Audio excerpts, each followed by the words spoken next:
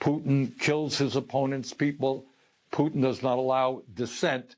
And that's kind of a model that Trump actually likes. So what the American people are seeing now is that for the first time in modern history, we have a president who is aligning himself with authoritarian governments. Señores, la reunión de Donald Trump con el presidente Zelensky en la oficina oval fue uno de esos momentos que van a quedar marcados como los más oscuros, ¿no?, en la historia reciente del país. Llevamos como 2 semanas viendo a Trump literalmente prepararse para esto, ¿no?, lanzando ciertos elogios bien sutiles y algunos no tan sutiles a Vladimir Putin, mientras atacaba sin piedad a Zelensky. Todo esto nos llevó a este momento vergonzoso. Pero amigos, aquí está lo bueno, ¿no? Lógicamente, ante todo esto, los demócratas no tardaron en reaccionar y lo llamaron por lo que es. Entre todos, nadie lo hizo mejor que el senador Bernie Sanders, quien no solo le dio con todo a Trump, sino que también aprovechó para sacar a la luz uno de los aspectos más preocupantes de lo que ocurrió ayer. Sean bienvenidos a Políticamente en Desacuerdo. Amigos, hoy veremos cómo el demócrata, el senador Bernie Sanders, hizo público el escándalo de Trump, el cual me imagino que no esperaban. Así que los invito a que se queden hasta el final de este video porque, amigos, traemos los detalles más interesantes. Perfecto, amigos. Hace un par de semanas, Sanders publicó un video directo a cámara que hemos usado ya recientemente en otros videos porque el mensaje es fundamental. Él habló de lo terrible que fue el primer indicio de que Trump estaba dispuesto a darle la espalda a Ucrania. Desde entonces creo que la situación no ha hecho más que empeorar, ¿cierto? Pero lo que hemos visto es vergonzoso. Aunque para ser sinceros, yo creo que simplemente no debería de sorprendernos, ¿no? Quiero que veamos este clip y luego seguiremos hablando. Putin kills his opponent's people. Putin does not allow dissent. And that's kind of a model that Trump actually likes. For the first time in modern history, we have a president who is aligning himself with authoritarian governments all over the world. So it is a very distressing moment. Senator Sanders, recently a number of Republicans have hesitated to say outright that Russia invaded Ukraine. At the same time, Donald Trump has not only called Zelensky a dictator, but he is speaking in increasingly positive terms about Vladimir Putin. In your opinion, what is going on with the state of the GOP right now? What is extraordinarily distressing to the majority of the American people is that we now have a president who has very strong authoritarian tendencies and in many ways is moving the United States of America, the longest standing democracy on earth, into an authoritarian style society. And in many ways, he likes what Putin does. Putin does not allow freedom of the press. Putin kills his opponent's people. Putin does not allow dissent. And that's kind of a model that Trump actually likes. So what the American people are seeing now is that for the first time in modern history, we have a president who is aligning himself with authoritarian governments all over the world, with not only Russia, but with Iran, with Belarus, rather than with democratic governments in Europe and in the Ukraine. So it is a very distressing moment. And in terms of the Republican Party, as part of that movement toward authoritarianism, you have people like Elon Musk, who is the richest guy in the world. And what he says to Republicans, if you don't do what the President of the United States wants you to do, we're going to spend unlimited amounts of money to defeat you. So you better get in line. And you have Republicans who know better. Obviously, everybody in America knows that Russia started this war. But you have Republicans who are just too afraid to speak up against Trump. It's a sad state of affairs. Let's imagine the worst-case scenario where American foreign interests align with Russia's. How would that impact the lives of average Americans? Well, for a start, it would undermine what the United States of America has been about for 250 years. America is the longest standing democracy on earth. And for so many years, you know, it's not perfect. God knows American democracy is not perfect, and that our foreign policy over the years has had many, many flaws. But the truth is that all over the country, developing nations look to the United States, to our Constitution, to our Declaration of Independence, to our appreciation of human freedom and democracy, and say, you know, that makes sense. And now, for us to shift into alliances with authoritarian thugs and murderers like Putin or the Saudi Arabian government or other oligarchies is something that is extremely distressing to the vast majority of American people.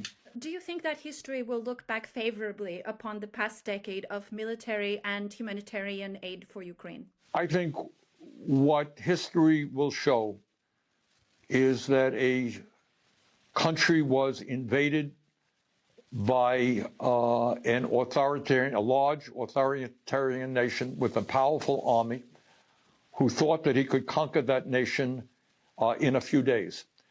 But that nation, Ukraine, fought back with extraordinary courage, has suffered terribly as a result. Its European allies, democratic nations, have stood up to Putin and come to their aid. And up until now, the United States of America and the people of America have also supported Ukraine. So I think at a time when democracy all over the world is under threat, when we're seeing increased power for oligarchs and authoritarians, I think defending Ukraine is defending democracy and justice all over the world. We have, as you mentioned, Elon Musk working alongside Trump, and Musk regularly posts Russian propaganda and circulates it online. What can the U.S. do to better fight Russian disinformation in its public sphere? That's an issue that we are thinking about and working on every single day. And I'll just give you another example. It's not just Musk and his power owning Twitter, which is extraordinary. He has extraordinary reach. And by the way, don't think it's just Ukraine that he is going after. Here, in terms of domestic policies, we had passed some important legislation. Musk lied about that legislation and got Republicans to defeat it a couple of months ago. But it's not just Musk. Just the other day, literally the other day, the second wealthiest man in the country here, his name is Jeff Bezos, second wealthiest guy under Musk. And he has decided to convert the Washington Post, one of our major newspapers, from what I would call a centrist moderate paper to an editorial page, which is now right-wing. He just made that public yesterday. So this is a difficult moment for my country, for people who believe in democracy, who don't believe in oligarchy.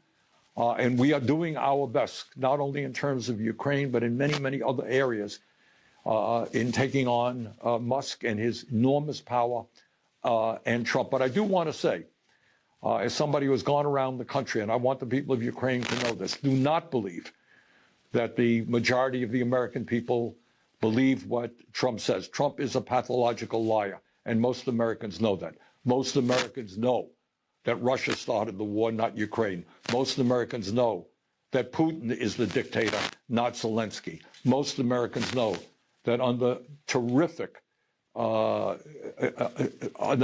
terrible conditions, Ukraine has fought back valiantly and is admired and respected by people all over the world. I want you all to know that. Thank you, Senator. And just to conclude, because I know you don't have much time, what can the average American do in these uncertain coming weeks and months to show their support for Ukraine? Well, I think we have got to stand up and expose Trump for the liar that he is. And the idea, by the way, that he would, at this difficult moment for a struggling democracy like Ukraine, in the middle of a terrible war, where you have lost tens and tens of thousands of people, men, women, and children, the idea that at this moment, Trump would propose extractions of rare minerals from the Ukraine when it is struggling so hard is quite outrageous. So I think to answer your question, what we are doing is going all over the country. We're seeing large numbers of people coming out and saying Trumpism, authoritarianism, oligarchy is not what the United States of America is about. We have reason to be proud that we are the longest standing democracy on earth, and we intend to keep it that way. And I know that this is a difficult time for your country, for Ukraine, and we admire the incredible courage of your people. Las palabras de Bernie en este momento, amigos, son cruciales. Pero bueno, como les mencioné, no fue el único demócrata que también salió para enfrentar a Trump.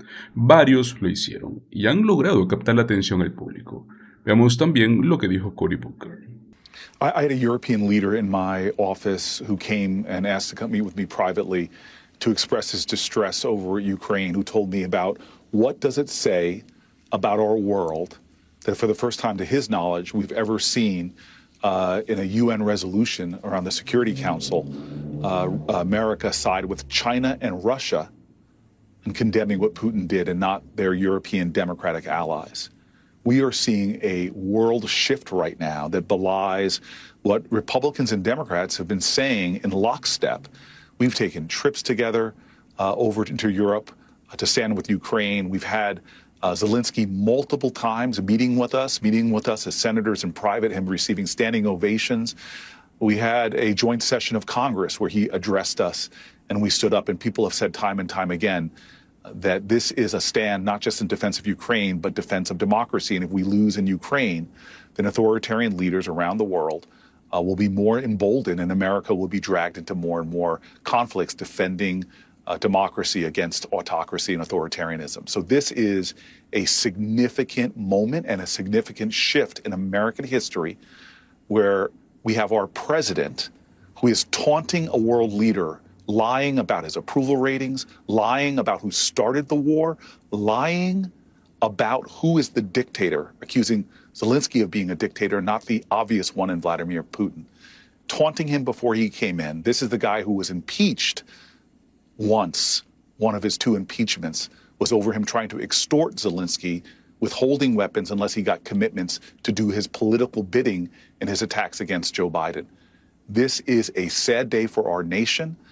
This is a shift in global geopolitics, and this is something that I am praying and hoping that we can overcome. But unfortunately, we're seeing a Republican Party right now that would rather bow to political pressure than stand tall for policies and principles. Yo creo que este es un momento en el cual todos los demócratas deberían de aprovechar, ¿no?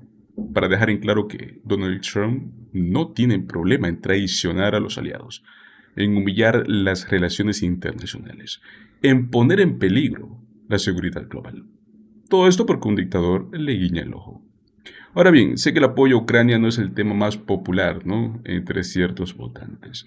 Pero, amigos, lo de ayer no tuvo nada que ver con mejorar la vida de los estadounidenses. No hizo que los huevos sean más baratos. No bajó el costo de la renta. No mejoró en nada el día a día de la gente. Fue simplemente Donald Trump abandonando a un aliado y mostrando una vez más que no está capacitado para liderar. Y eso, amigos, es lo que tenemos que repetir una y otra vez. Muchas gracias por quedarte hasta el final de este video. Como siempre les digo, si quieren apoyarme, regálame un like, comparte el video con tus amigos y suscríbete a nuestro canal, Políticamente en Desacuerdo. Nos vemos en el próximo video. Hasta luego.